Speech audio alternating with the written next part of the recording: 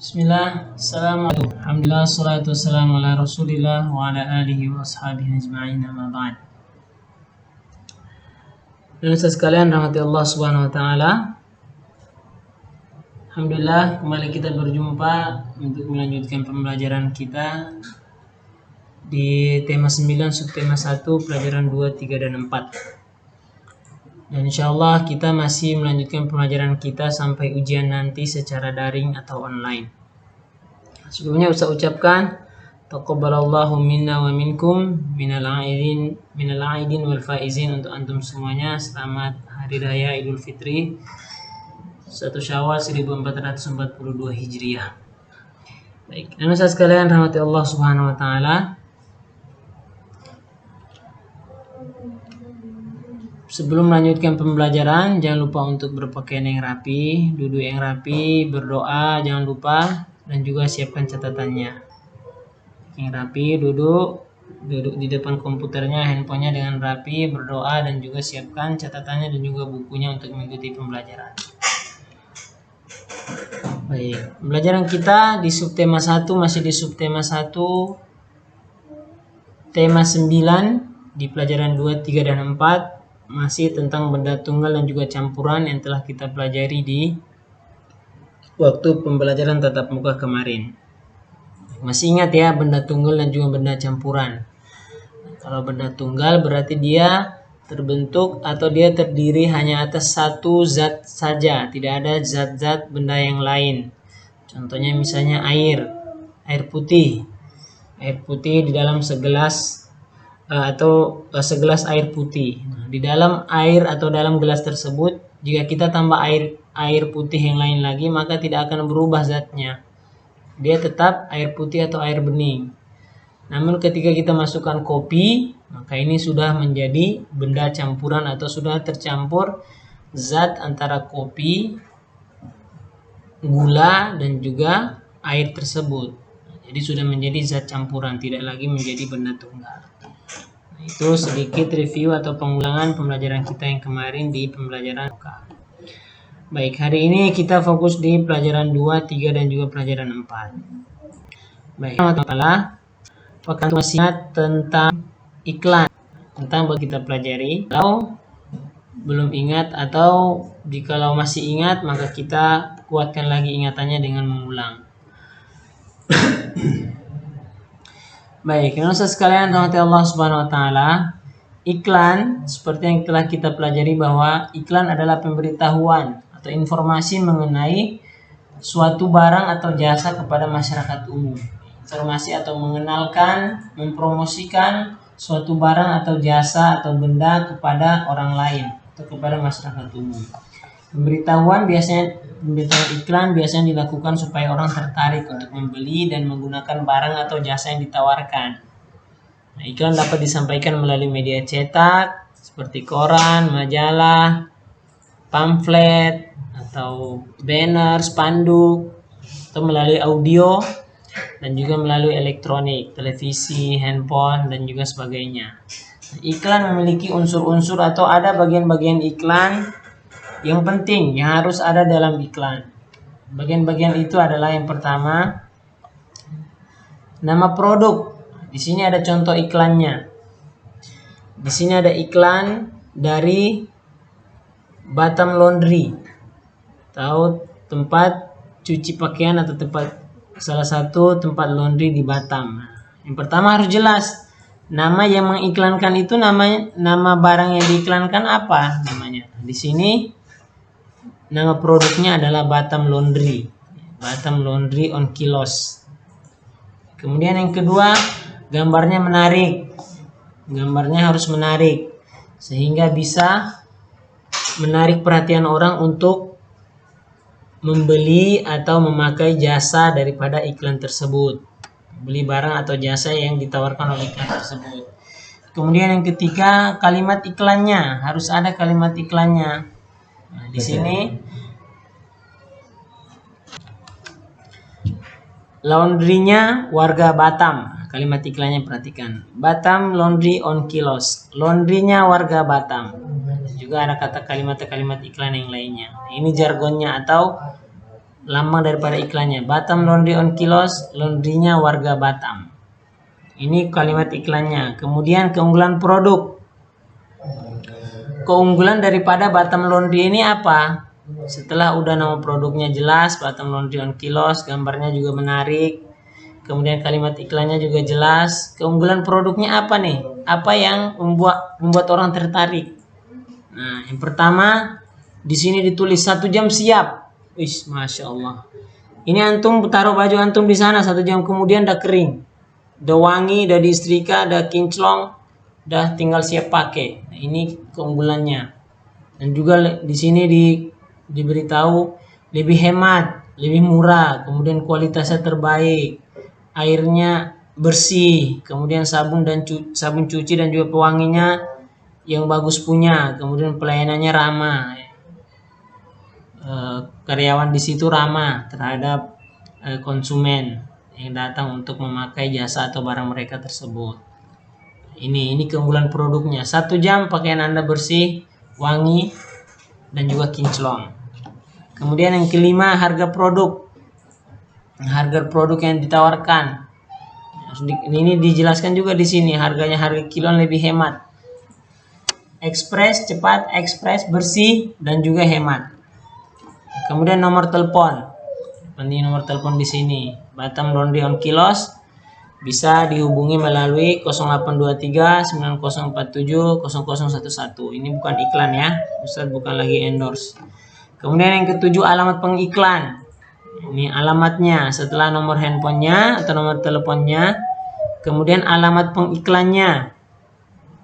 Di sini alamatnya diberitahu Batam Laundry on Kilos, laundrynya warga Batam itu ada di Ruko Aku Tahu, Blok A2 nomor 18. Ruko Aku Tahu di Komplek Aku Tahu Center. Ruko Aku Tahu, Blok A2 nomor 18, Sungai Panas, Batam. Ini semuanya terpenuhi. Dari nama produk ada, gambar yang menarik, kalimat iklannya jelas, dan juga efektif, yakni singkat padat dan jelas. Kemudian keunggulan produk, 1 jam siap. Kemudian produknya ada, alamatnya juga jelas. Nah, ini bagian-bagian yang harus ketika kita membuat iklan, menawarkan barang atau jasa, maka ini harus dijelaskan semuanya di banner, spanduk, ataupun flyer, ataupun apa iklan yang mau kita informasikan kepada konsumen atau kepada masyarakat umum untuk diketahui. Nah, kemudian sekalian rahmati Allah Subhanahu wa taala, kita berpindah ke pelajaran berikutnya, yakni tentang geografis Indonesia. Nah, ini antum harus, atau apakah masih antum ingat juga tentang geografis atau bagian-bagian dari negara kita Republik Indonesia? Apakah negara kita berbatasan dengan negara apa? Kemudian di sebelah timur ada negara apa? Sebelah selatan ada negara apa? Barat, sebelah utara ada negara apa? Kemudian negara kita apakah bentuknya lautan, lebih banyaknya lautan atau daratan? Kemudian apakah negara kita itu kepulauan atau negara daratan? Kemudian kebanyakan penduduk negara kita itu apakah bekerja mengandalkan laut atau bekerja mengandalkan darat? Nah, ini berkaitan dengan tentang geografis, keadaan atau perbatasan adalah suatu negara, khususnya berkaitan dengan penduduknya dan juga lingkungan alamnya. Nah, negara kita ini yang sekalian merupakan negara kepulauan terbesar. Terbesar berarti paling besar. Negara kepulauan paling besar di dunia. Negara dengan kepulauan paling banyak dan terbesar di dunia. Nah, negara Indonesia memiliki posisi geografis yang unik sekaligus menjadikan posisinya strategis. Dari darat, laut, strategis. Ini posisi negara kita. Kenapa? Karena negara kita ini diapit oleh 2 samudra atau berada di antara 2 samudra. Yakni ada Samudra Hindia, ini bisa antum perhatikan di sini, Samudra Hindia dan juga ada Samudra Pasifik. Ya, ada Samudra Hindia di selatan. Antum bisa lihat ini arah kompasnya, selatan di bawah, utara di atas, barat di kiri, timur di kanan. Perhatikan, ada Samudra Hindia di bagian selatan daripada negara kita. Kemudian ada Samudra Pasifik. Kemudian negara kita ini juga selain diapit oleh dua samudra, juga berada di antara dua benua, yakni benua Asia di sebelah selatan, di sebelah utara maksudnya. Kemudian di sebelah selatannya ada benua Australia. Di benua Australia. Ini di atas ini kita berbatasan dengan Malaysia, Singapura, Thailand, Brunei Darussalam, Filipina, ada Kamboja, Laos, Myanmar dan juga lainnya. Jadi sebenarnya di sebelah timur pun ada juga, kita berbatasan dengan Papua. Dan juga di tengah ada Timur Leste. Ada Timur Leste di antara negara kita. Jadi negara kita ini dikelilingi oleh benua. Benua berarti benua itu terdiri atas banyak negara-negara. Dan juga ada beberapa negara yang bersambung langsung dengan negara kita. Ini ada Malaysia bagian timur. Kemudian ada Timur Leste dan juga Papua Nugini. Nah, anak-anakku sekalian rahmati Allah Subhanahu wa taala. Kemudian ketika kita mempelajari tentang peta, itu ada dua garis yang perlu kita ketahui. Yakni ada garis namanya garis bujur dan juga garis lintang. Jadi letak kota atau tempat pada peta dinyatakan dengan garis bujur atau garis lintang. Jarak dua garis bujur berdekatan sebesar 1 derajat. Garis bujur dan garis lintang itu terbagi dua. Garis bujur terbagi dua, yakni ada bujur barat dan bujur timur, dan juga garis lintang juga terbagi dua, ada garis lintang utara dan juga lintang selatan. Nah, ini contoh peta kota Batam. Nah, yang vertikal ke atas ini namanya garis bujur. Garis ke atas ini namanya garis bujur, ya. Garis bujur timur, ada garis bujur barat. Ini garis bujur namanya. Nah, yang melintang ini, yang horizontal namanya melintang, berarti namanya garis lintang. Ini horizontal.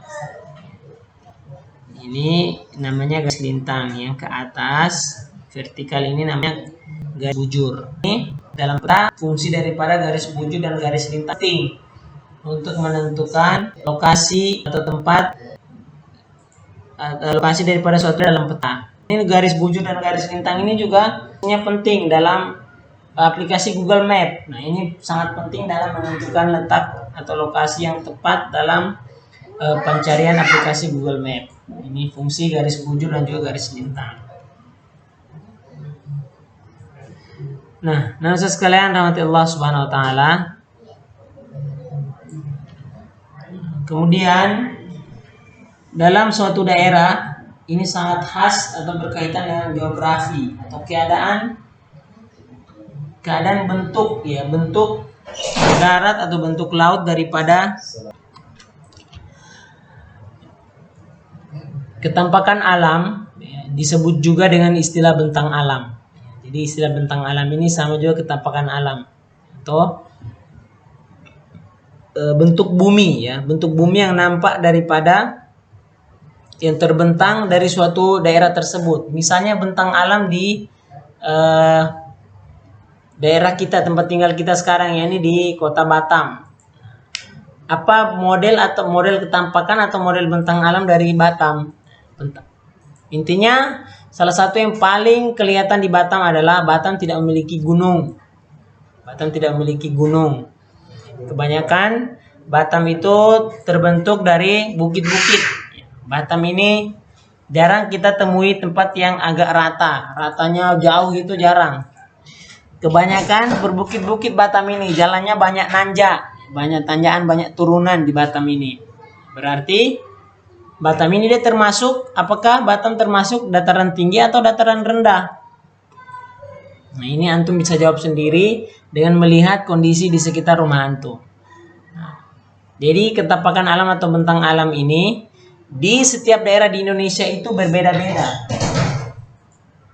Ada daerah yang datarannya tinggi, ada daerah yang ada di dataran tinggi, ada orang yang dia tinggal di dataran rendah. Kemudian ada penduduk yang, contohnya ada penduduk yang tinggal di daerah pegunungan. Ada penduduk yang tinggal di daerah pantai. Ini membedakan bentang alam atau ketampakan alam daripada daerah tersebut.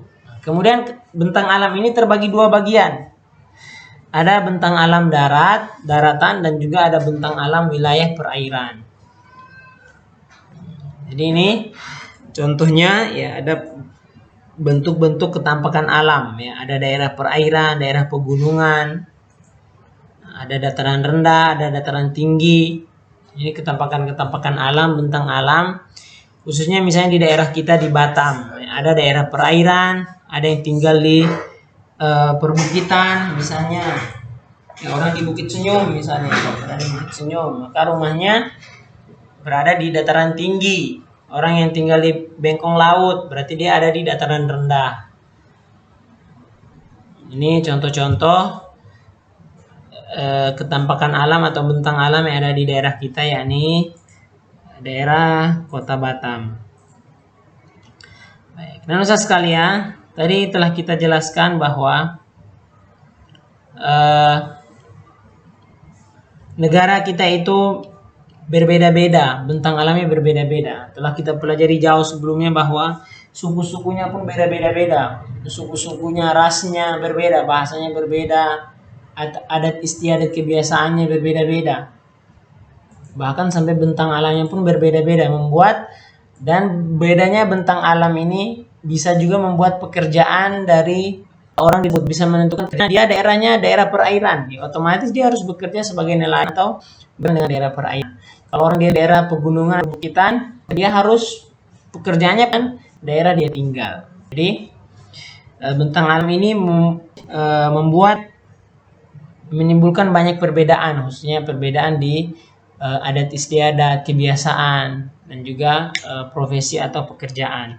Namun walaupun beda, Ustaz sekalian, sebagai masyarakat Indonesia ya, kita harus menjunjung tinggi. Tidak boleh kita yang tinggal di perbukitan kita menghina orang yang tinggal di, atau mengejek orang yang tinggal di laut. Nggak pernah naik bukit, lemah ini. Nanti orang di laut, nggak pernah mandi laut ya orang di bukit. Jadi nanti, tapi nggak boleh seperti itu. Jadi sebagai masyarakat Indonesia ini harus menjunjung tinggi nilai-nilai persatuan dan kesatuan. Kenapa? Karena kalau kita memulai nilai-nilai persatuan ini dari hal-hal yang kecil, maka kita akan terbiasa.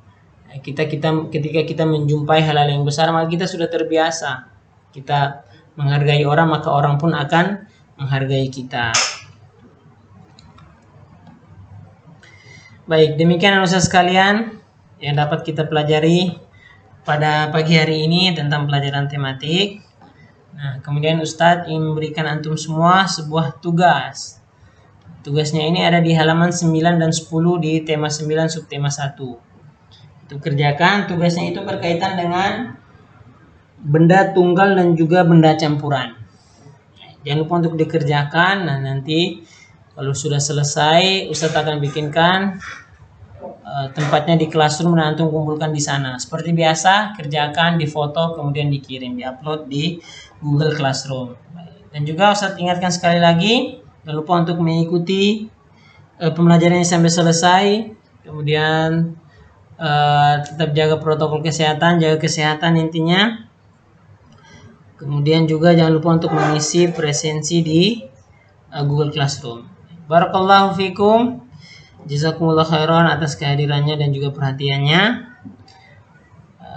Kita tutup doa kafaratul majlis. Subhanakallahumma bihamdika asyhadu an la ilaha illa anta astaghfiruka wa atubu ilaik. Assalamualaikum warahmatullahi wabarakatuh.